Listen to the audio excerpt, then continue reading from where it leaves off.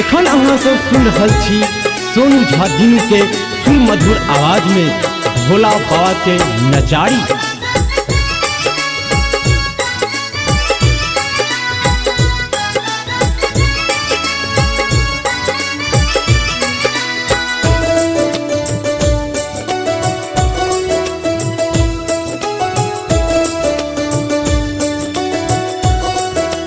बाबा शरण में राखुयो,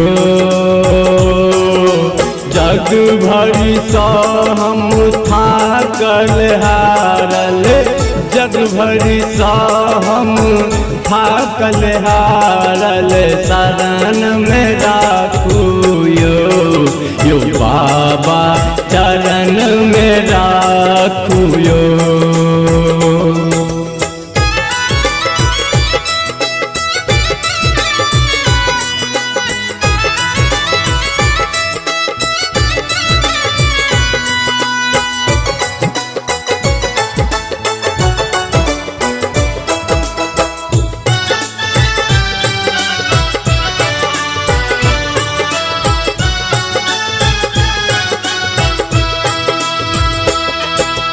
ध्यान अहाँ बाबा सबके रखै छी, सबके करै छी उधार यो बाबा। ध्यान अहाँ बाबा सबके रखै छी, सबके करै छी उधार।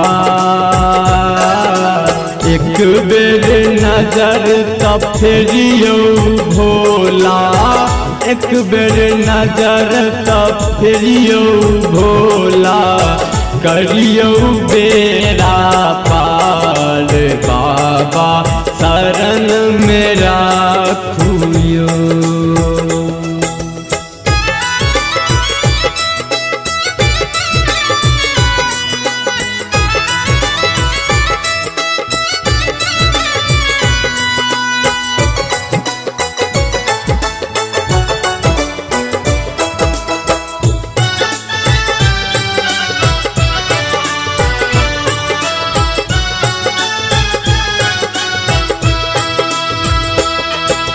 पूजा पाठ बाबा के छुन जनै छी, रोटी अहीं के नाम यो बाबा।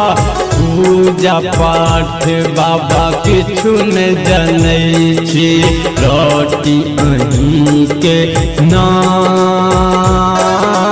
एक बेर बाबा हमरा उबारू, एक बेर बाबा हमरा उबारू, करै छी गुणगान बाबा शरण में राखुयो।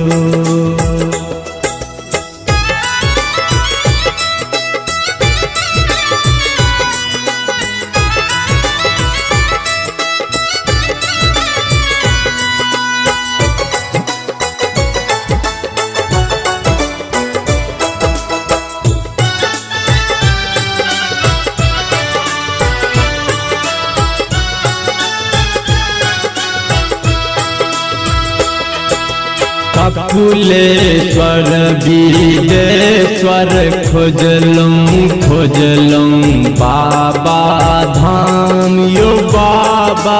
कपिलेश्वर विदेश्वर खोजलूँ खोजलूँ बाबा धाम।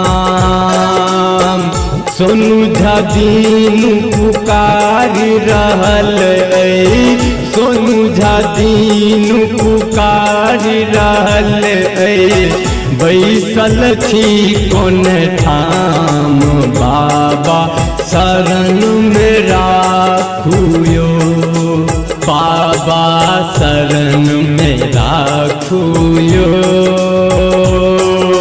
जग भरि सँ हम थाकल हारल, जग भरि सँ हम थाकल हारल, शरण में राखुयो यो बाबा चरण में राखुयो।